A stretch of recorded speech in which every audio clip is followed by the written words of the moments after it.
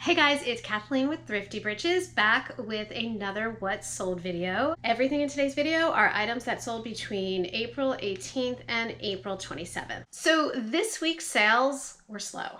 They were definitely slower. They were even slower than what I was experiencing in February. And in March, I took a little bit of comfort from my Facebook friends that a lot of the Facebook groups that I'm on for resellers were saying that they were experiencing the same thing, really slow sales.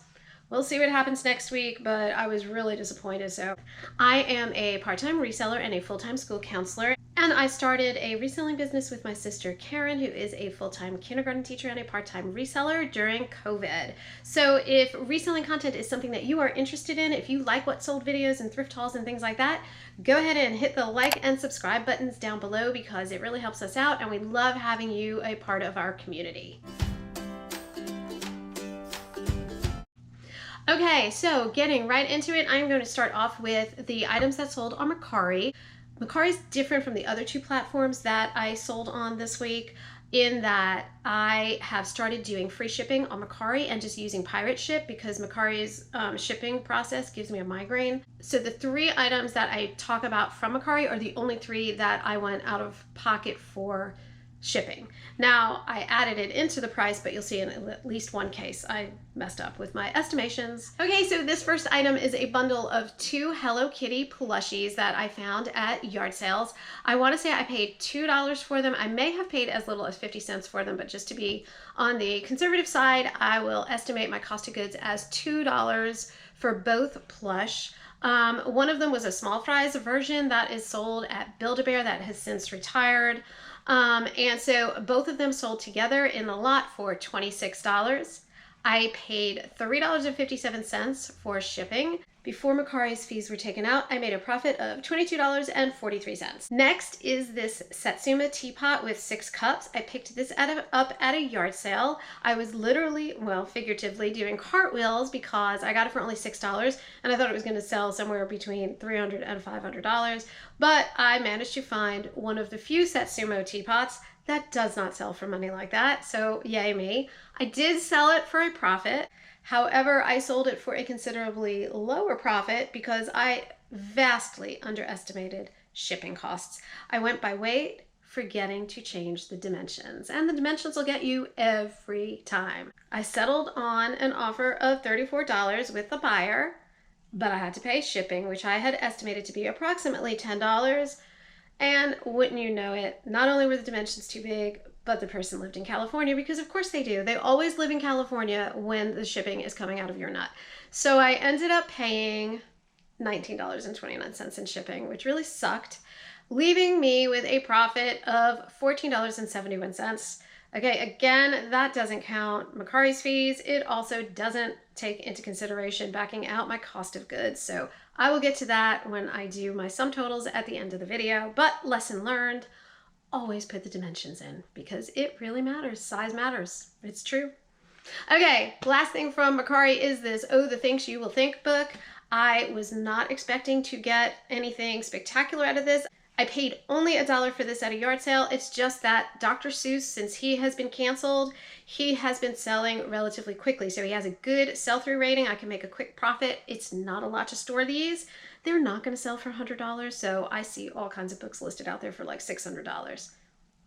It's not going to happen. But because he's been canceled, people are buying them up. So I listed this for $8, took an offer of $7, paid $3 to ship it. So before Mercari fees, I had a profit from this item of $4. Moving on to Poshmark. So this pair of Miss Me jeans I picked up at an estate sale or a yard sale, either one, for $5. Miss Me jeans do well for us. We are able to unload them. Now this pair has been sitting around a little while. I picked this pair up in the fall. They are a size 29 and I paid, like I said, I paid $5 for them at a yard sale and they sold for $12. So they were disappointing. I've come to understand that not all Miss Me jeans are created equal. The other thing that I realized is that I did not do a good job with my pictures because this was in the beginning of my reselling journey. I wasn't paying close attention to details like the pockets. I was more focused on taking pictures of the size and the fabric content and things like that. And that was definitely doing me a disservice. And so I know going forward, I've got to show the detail on the pocket because that's what people are looking for, at least in Miss Me jeans. Let me know in the comments if you have any experience in Miss Me jeans, and if so, if you know that a particular style or type of jean does better in the Miss Me brand, because right now I haven't been able to narrow it down to whether mom jean type things sell better for Miss Me or whether it's, low riders or whatever. But I am definitely interested in any pointers that you can offer me at this point. Okay, this lush green sheer shirt was in a size large. It was a long sleeve shirt, but it was sheer and it was light. So it was a good transition piece for the spring into the summer, and it was new with tags. Now, Lush does okay, but when I looked at the comps looked okay, but not spectacular. I had it listed for a while at $16, and I ended up taking an offer of $10 just to kind of move it out of my closet. I paid $5.99 for it at Goodwill, so to sell it for $10, that is just not that good of a profit. You probably feel the same way I do. When you get to this point where it's been sitting around and you're seeing it over and over and over again, there's a part of me that's just like, yeah, I'm gonna take that offer and goodbye. But to pay $5.99 for it and to only flip it for $10, that's not the kind of profit margin that I am looking for. Now, on the flip side, this was something that I picked up earlier on in my reselling journey, so I feel like I do a better job and I'm a little bit more selective and I get a few less clunkers than I used to in the beginning. So next is this 100% silk Lily Pulitzer blouse, really pretty with this white, almost like a shimmery fabric that has like zebra stripes in blue running through it.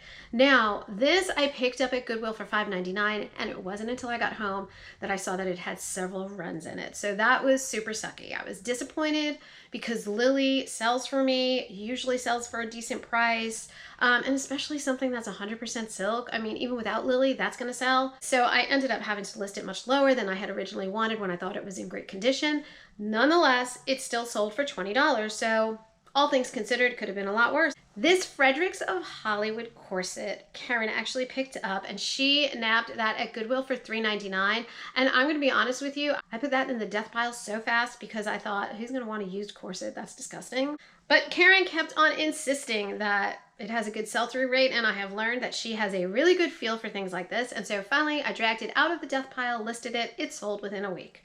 So like I said, that was $3.99 at Goodwill, and it sold quickly for $27. So this is a bolo, my friends. If you see Fredericks of Hollywood, snatch it up. This was not new with tags, and somebody still bought it. So I know, especially in the middle of COVID. Okay, next is this pair of Lacoste Devaney shorts. They are, and that Fredericks of Hollywood corset was in a size medium. These Lacoste Devaney shorts, or Devaney shorts, are in a size 40. We picked these up at Goodwill for $4.99, and they sold for $25. I had them listed initially at $38. They were getting a lot of interest, but they really weren't moving too fast. And somebody offered me $20. I came back at $28. And then she came back at $25, and I just said, fine, because I'm not going to quibble. What am I going to do? Come down $1.50? So I was happy to move them out, see them go to a new home. They were really, really cute. And I don't know if it's, I just love Lacoste. That's something that I am drawn to. So I almost always pick up Lacoste when I find it out and about at the yard sales, at estate sales, even at Goodwill, because Lacoste is expensive and it usually moves for us. This J. Crew striped shirt, I want to say it was 3/4 sleeves. It was in immaculate condition, not new with tags, but it was in a size extra large, and we nabbed it on half price day at Goodwill, only paying $2.99 for it. It's sat around. It's been a bit of a long tail item. I would get likes here and there, and then it would kind of die a little bit, and I'd be sending out offers and not much was happening. And then somebody offered $9 and I said goodbye, because like the Lush shirt, after a while, you just want to get rid of it. And the last item that sold on Poshmark during this period was this pair of Steven by Steve Madden woven flats. They had a total Bernie Mev vibe. They were in this bronze color, really, really cute pair of ballet flats. They were in a size 7. I picked them up at the Twins consignment sale that I did a thrift haul from probably about 2 months back now. And I only paid $1.75 for them because it was on half price day. And so they sold for $17. So I was pretty happy with that. When I nabbed them at the twin sale, I just kind of threw them in the cart because I was like, less than $2, we'll take our chances with them. So I was pleasantly surprised that they did sell.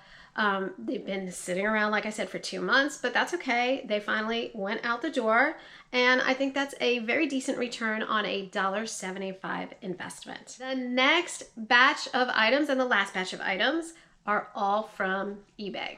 First up is this long sleeve cowl neck. I think that's called a cowl neck, that style. Let me know in the comments if I'm messing that up, if that's some other type of neck. But anyway, it is an animal print long sleeve shirt by Talbot's. It is in a size large, and it was new with tags. I want to say it originally retailed around $65.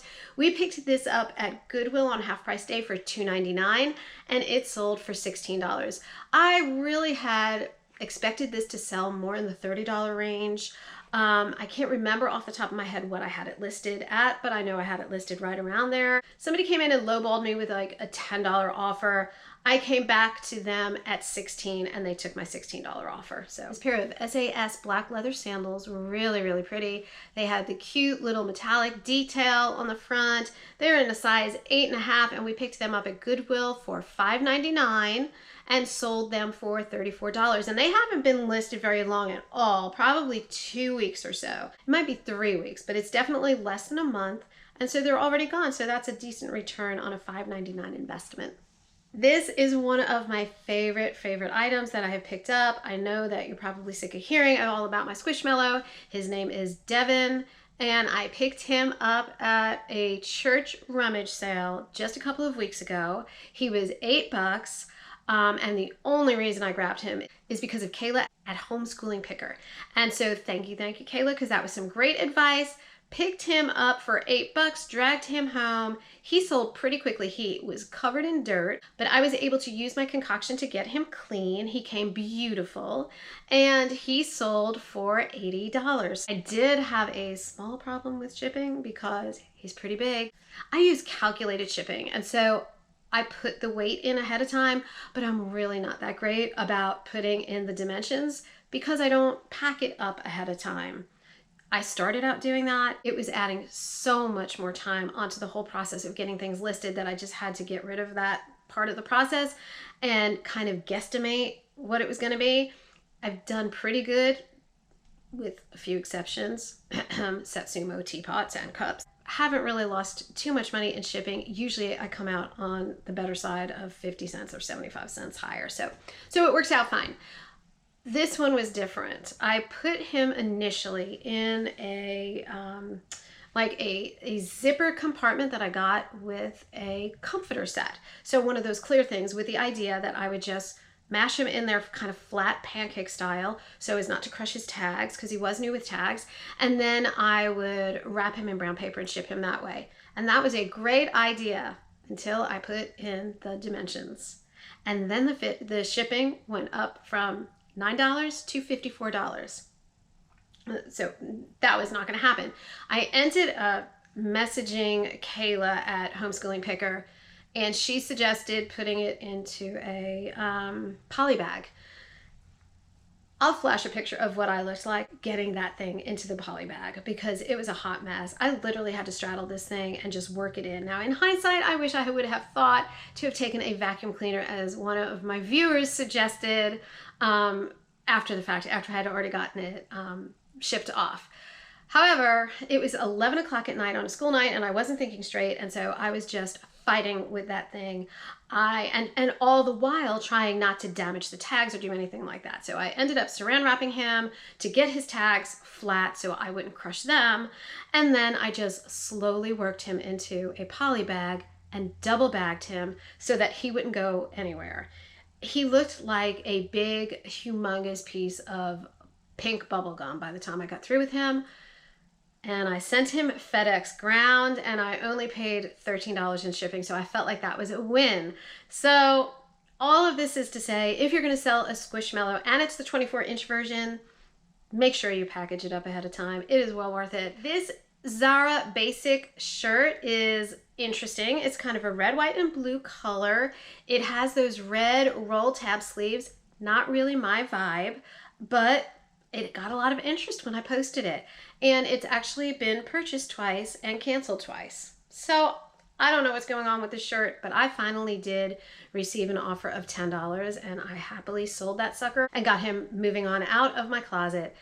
We only paid $2 for that shirt at a yard sale, so I'm not that crushed about selling it for only $10, and it's been around a while. It was definitely listed, if not right before the holidays, then right after the holidays, so it's time to move it on out. This is one of 2 Sundance shirts that Karen and I picked up at a recent estate sale, each for $2. I have never sold Sundance before. However, I have seen Courtney on comment tags talking about Sundance, and so we were really happy to give it a stab and see how it does. Almost immediately, we started getting a lot of interest in both shirts. Of the 2 shirts, one of them was 100% linen and kind of like a t-shirt with a pocket on it, and there was this one, which was lace. I thought the linen one was much nicer than this one, but this is the one that has gotten the most interest, and within 48 hours, it was sold. We picked that up at an estate sale for $2 and it sold for $20. So my first foray into selling Sundance is pretty positive in terms of sell-through rate. I feel like it moved really quickly. Now the other one's still hanging around, but it's early in the game yet, so we'll see how it goes. But when I explored the comps for Sundance, it's not like these things were listed super high. Now, taking a $2 shirt and selling it for $20 and selling it fast for $20, that's a thumbs up. I'm definitely good with that. I'm just waiting to see if there are other Sundance items that maybe are of a different fabric content or just a different style that will sell a little bit higher than the $20 to $22 mark. This braid craft has been around since July, potentially June. We picked this up for 50 cents at a yard sale because this was back in the day when Karen and I were avidly watching Shell Bell pretty much on replay. If you watch Shell Bell on YouTube, you know that she loves picking up craft kits. And so we saw it was new in the box, or rather new old stock, but it was sealed. And so we figured, let's give it a shot. We listed it for $15 and it's hung around and hung around and hung around. And so somebody offered me $8 and it was See a Sister. Out the door it went, sold it for $8, only having paid 50 cents. I would still absolutely pick up things like this again. I would probably do the comps to make sure there's a little bit more of a sell-through rate. I don't know that braid crafting is really the target that I want to aim for when I'm looking for crafting kits. Probably more things like cross-stitching, needlepoint, things like that that seem to have a better sell-through rate. But they are light, so they ship really cheaply, which is attractive to the buyers. And they're easy to store. I just have this Rubbermaid bin with drawers, and it's one of those things I can just throw in there and it's right there ready for me when I'm ready to ship it out. So I will definitely pick them up again. And plus 50 cents into $8, that's not the worst kind of profit to turn. These Tiva Juna sandals I loved. In fact, I wore them for a period of time. They are in a size 6 in this pretty brown suede. Very comfortable. We picked them up in Goodwill for $5.99 and they sold within 2 weeks of listing them for $23. This Umgee Rust tunic sold in about a month and a half to 2 months, so it's been up there a hot minute. It's cute. It's in this pretty rust color with the short sleeves, really drapey, oversized feel to it. I like selling Umgee. Umgee usually garners a lot of attention, particularly when I post it on Mercari. And I don't post a lot of my clothing on Mercari, but I will put Torrid and Umgee on there because they tend to get a lot of traffic on Mercari for some reason. This was in a size 1X. We paid $6.99 for it at Goodwill, and we sold it eventually for $15. We picked up these JBU Mary Jane's new with tags. They were from Costco and we nabbed them at Goodwill for $5.99. They have been in my closet for about a month and a half and they sold for $30. Next are these Clark's Essentials suede sandals. We actually got these from our friend Kelly, thanks Kelly, for free. So there is no cost of goods for this item, which we love. Really cute wedge with a nice cork heel. Perfect condition. They are in a size 7 and they sold for $25. Next is this J. Jill red linen. It was a cute little button-up tunic. It had kind of a Henley vibe going for it. We picked this up at Goodwill for $5.99 and it sold for $15. This has been listed for probably about 3 months, and so when an offer came in, I want to say they offered like $8 or $10, and then I came back at $15. It was listed right around $22. I would have thought that an item that was 100% linen would have brought in a bit of a better return, but it's okay. I was happy to get it out of my closet, make room for something else, especially because it was long-sleeved. And the last item that sold during this period was this Rubbermaid Paint Buddy, which I picked up at a yard sale for $2. This is also new old stock, and almost right away I got an offer on it for $5. It was listed for $15, which I thought was a pretty generous offer. I mean, I do a pretty good job with my comps, and a lot of them were selling between $12 and $18. I thought $15 was fair, an offer of $5 not so fair. Nonetheless, I came back and offered $10. He came back and offered $6, and so I declined his counter offer. I don't do that often, but I felt like his offer was not reasonable. And I also felt really strongly that, first of all, it hadn't been listed for very long. It had only been up there for about a week and a half.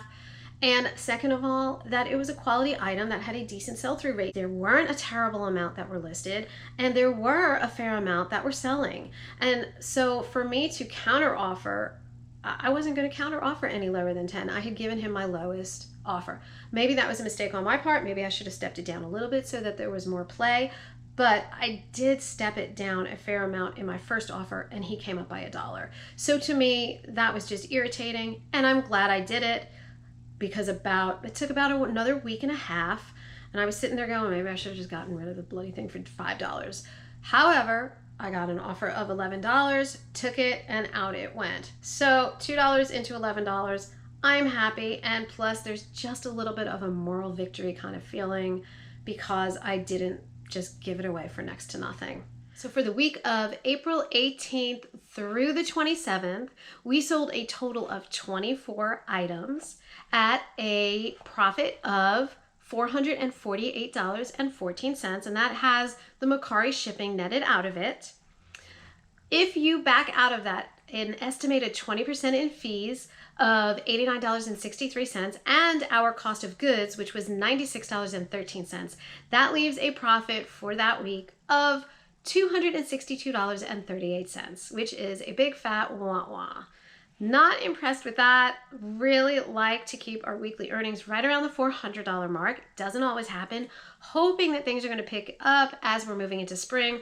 Also trying to keep in mind that spring clothes generally sell for less money than heavier, bulkier winter clothes. So how are your sales doing? What are things that you are doing that are helping to boost your business? I am open to any comments you give. I also want to give a shout out to Jody and to thank you so much for reaching out to me after my last Thrift With Me video. She pointed out that I left a really good item sitting on the shelf, and they were a set of Revere copper bottom pans. I'm definitely going to be keeping my eyes on the lookout for those going forward.